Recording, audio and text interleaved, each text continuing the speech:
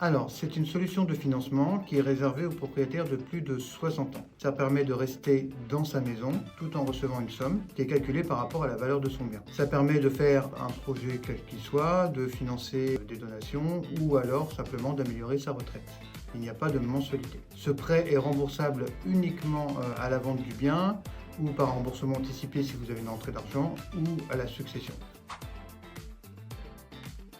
Un prêt viager hypothécaire peut servir à plein de choses. Vous servir à rénover votre bien, à faire des travaux, à améliorer votre habitation et l'adapter par rapport à votre âge, faire une donation à vos enfants pour un projet immobilier ou autre. Vous pouvez également, et ça c'est important, rembourser des prêts qui sont en cours afin de ne plus avoir de mensualité puisque le prêt viager hypothécaire est un prêt sans mensualité. Alors, c'est un prêt où il n'y a pas de mensualité. Ça veut dire que le capital et les intérêts se cumulent au fil des ans et le prêt est remboursable soit à la vente du bien, soit à votre succession.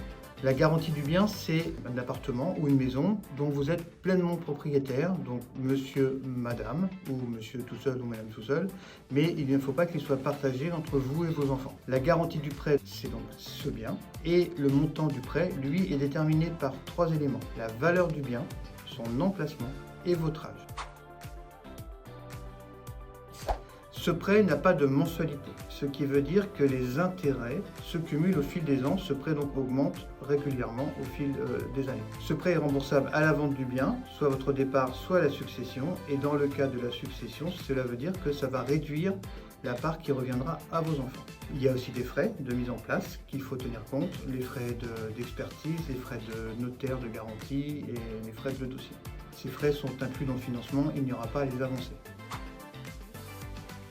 Il n'y a pas de fiscalité sur l'argent que vous recevez. Ce n'est pas un revenu, ce n'est pas une vente, il s'agit d'un crédit. Vous restez propriétaire. Comme vous restez propriétaire du bien, du coup, vous aurez la taxe foncière toujours à régler. Côté IFI, si vous y êtes soumis, il faudra vérifier l'impact de ce financement sur la valeur globale de votre patrimoine. Ce prêt est une belle opportunité, mais il vaut mieux se faire accompagner. Nous l'avons vu, il n'est pas sans impact sur votre patrimoine. Nos experts chez Scarlett sont là pour vous faire un bilan personnalisé et un suivi tout au long de la mise en place de ce financement.